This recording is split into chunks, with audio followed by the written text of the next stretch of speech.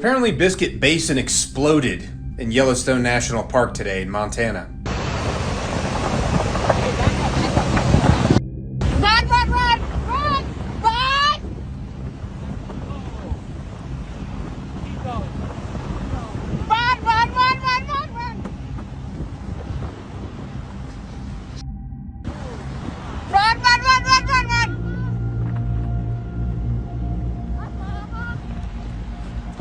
She ran to the other side. Holy.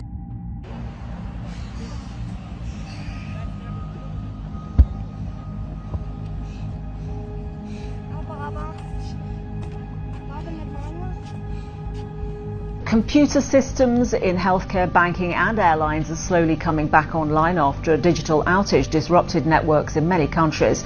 The crisis was caused by a faulty software update which affected Microsoft Windows systems, but it could be some time before all the backlogs are cleared.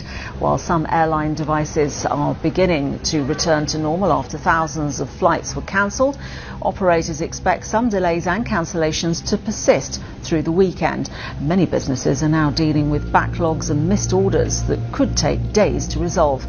The global chaos has sparked concern over the vulnerability of the world's interconnected technologies and the extent to which a single software glitch could have such widespread impact.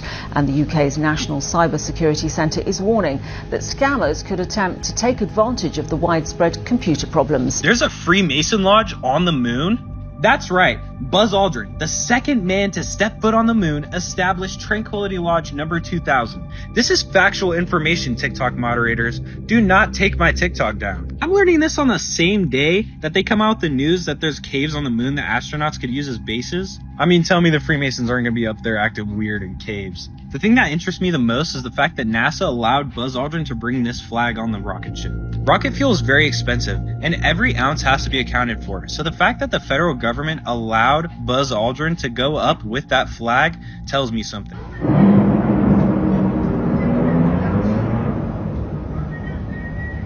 Did you hear that? Please tell me. Please tell me.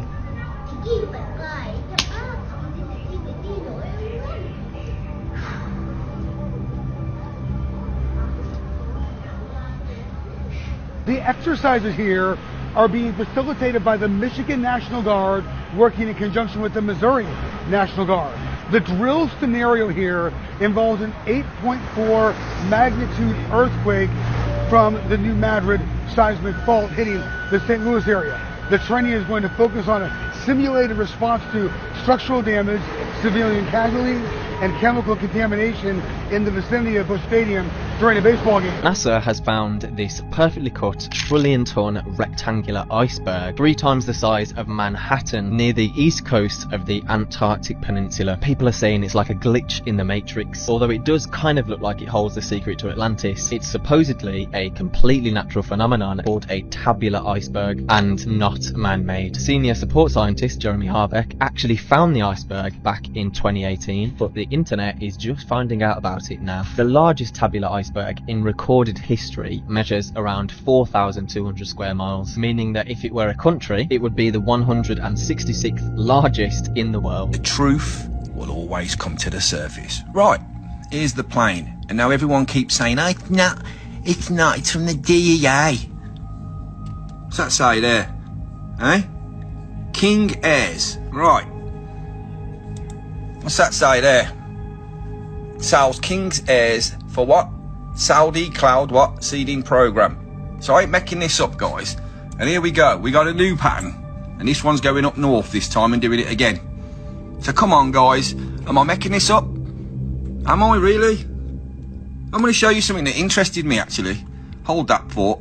Check this out. This is the pattern from the other day. Don't you think that's been cut? Look at it. That's not that. We seen way more than that in the first one. Going all the way up here, yeah? Just so you can see where it's landing. Oh, it's landing there. Yeah? If we can zoom in, we can. So, that is where it's landing. Okay, guys? Like a flying skull. And it does a little turn, comes all the way down. Yeah? Look, you don't even know what it's doing here. What's all this about? Well, maybe there was some traffic and it had to be moved out of the way, understandable, but what I'm trying to get at is this. Yeah?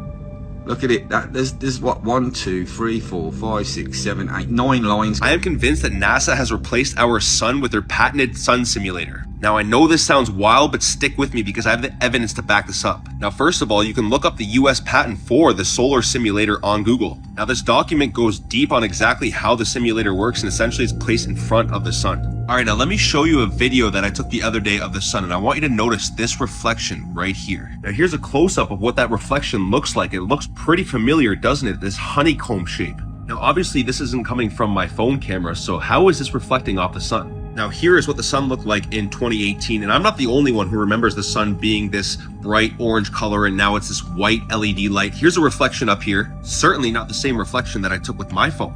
Perhaps this is why around the world people have been reporting their sunflowers shunning the sunlight. Now this is what the sun used to look like and how I remember it growing up, this bright orange light, and now it's this bright white LED light that's hard to look at and hard to be under. Now this video is not to purport any fear. Once a critical mass is reached and enough people know what's been going on underneath our noses, we will be able to take down these parasites. Pay insufficient attention to the frightening scenario of a comprehensive cyber attack, which would bring to a complete halt to the power supply, transportation, hospital services, our society as a whole.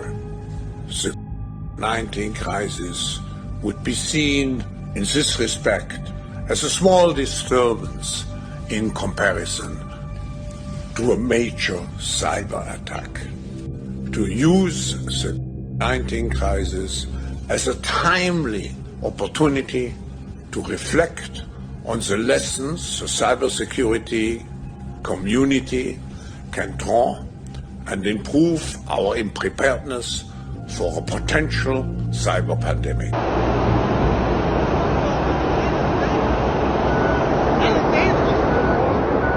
Do look dangerous.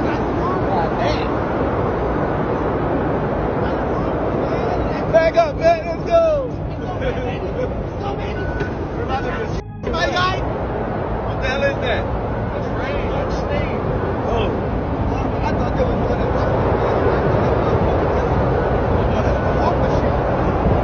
Oh, they testing the hawk machine over there, my guy.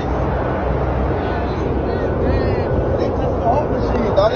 Apple has opted everyone in the world into their location data tracking network. Even if you don't have any Apple devices. Even if an Apple device has never connected to your network. All it takes is one Apple device seeing your Wi-Fi, and now your Wi-Fi is part of their data collection. Researchers believe that Apple's APIs could very easily be used to track individuals' movements, and they've already been able to demonstrate the ability to track troop and refugee movement in Ukraine. If you would like your Wi-Fi to not be tracked by Apple like this, you need to regularly change your SSID when you do things like use your phone's hotspot mode, and for your home Wi-Fi you can add the text _no-map to the end of your SSID. So of course it's on users to even know this is an issue, and we have to take steps to change our network settings to fix it. The co-founder of Starbucks actually put in one of his books in 1997 that they purposely picked a siren as the logo of Starbucks because they wanted something to be as seductive as coffee. In other words, they wanted something that was going to lure people into buying their coffee. You can pause to read. Have you ever thought about those people that drink Starbucks, y'all? They don't just drink Starbucks. They are obsessed with Starbucks. They act like they cannot live without their Starbucks. They act like there is no other good coffee on earth other than Starbucks. If y'all think these people doing chants and spells over their coffee, baby, you are deceived. The owners knew what they was doing with this one. And as I was doing some research, another website had pointed out to me what this looks like upside down. What do it look like to y'all? It's giving Baphomet. In the past week, both Bob Newhart and Richard Simmons, I swear to God, I remember both of these guys passed away years ago. I swear to God, that's what I remember. Now it's reported that Richard Simmons passed away on the 13th. Okay, maybe I'm wrong. Maybe I just think he years ago. But Bob Newhart? Nope. I remember when he passed away. Because he had a reoccurring part on the TV show The Big Bang Theory, where Bob Newhart right there played Sheldon's childhood hero, Professor Proton. And in my memory, after Bob Newhart, they even made an episode where Professor Proton passed away. And that was at least 3 or 4 years ago. But now it says Bob Newhart just passed away. What? What? Now, could I be wrong? Could I just be having some kind of false memory? Sure, because I'm wrong all the time. But I gotta tell you, I remember when both of these guys passed away a few years ago. And like I said, I vividly remember when Bob Newhart passed away, and it wasn't this week. Hollywood loves revealing the truth in plain sight, and that's exactly what we see in this segment. During the middle of Chris's show, Will Ferrell and Chris perform a full-on satanic ritual. The segment starts with Chris stating that they have a ritual of the minds, and states that Will Ferrell will be the shaman for this ritual. Ferrell then warns the crowd that the ritual isn't for the faint of heart. We have this ritual of the minds. What I've been told is this will break me down. It's not for the faint of heart. You're gonna be my shaman and walk me through this. You're a shaman if you got the guts to go there. Remove the subject's clothes. Yeah. Let him on his baby's skin, which can be accurately summed up as not yet a man, but none still a boy. Now the subject shall bathe the blood of a gifted turtle. This will make your show irresistible to viewers. Your show irresistible to viewers. It will be like one of those live NBC musicals that makes everyone lose their minds.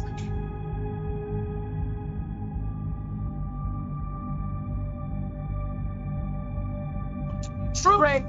The host must accept he's also one with Earth. A dirt person. It's not much of a metaphor here. It's a pretty clear cut. Make him a dirt person. Repeat after me. You are nothing. Increase the numbers. Increase the numbers. This is not hard. Increase the numbers. Increase the numbers. This is not hard. This is not hard. Increase the numbers. Increase the numbers. Step up to this mirror. Don't hold back. Amy, you love that emo. Why must I love you?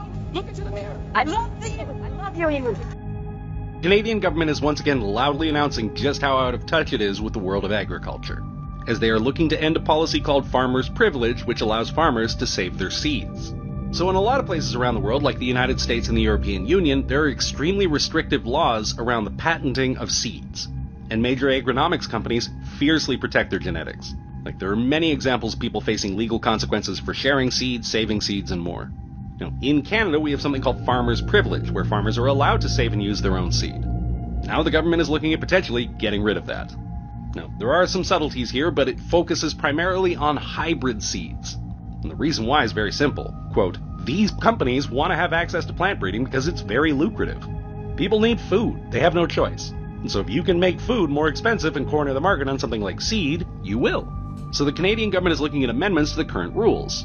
So they want to force farmers to pay seed companies royalties for decades after the original purchases of seeds from protected varieties of plants. So if you buy the plant and you keep growing the plant, you could be paying the royalties over 20 years. So if you buy one set of seed and keep reusing those seeds, you keep paying the royalties, even though you only bought the seeds once. So this would specifically apply to horticultural crops like vegetables, fruit trees, and ornamental plants. Why does the Apple Intelligence logo look like this satanic symbol? I mean, we all know how weird it is that the Apple symbol is an apple with a bite out of it. I mean, we all know this story. Later added the bite because they said it looks too much like a cherry. Apple claims their logo is inspired by Isaac Newton's Apple story. What if I told you Isaac Newton's an occultist that said the world's gonna end in 2060? They just came out with their new artificial intelligence feature with a logo that looks like the logo that was designed by this guy. Yep, the guy that calls himself the Beast 666 designed the Apple Intelligence logo. This logo is called the Seal of Babylon. It represents a goddess who's supposed to ride in on a beast and bring about the Aeon of Horus. This guy prophesied that the Aeon of Horus will be a great falling away from Christianity.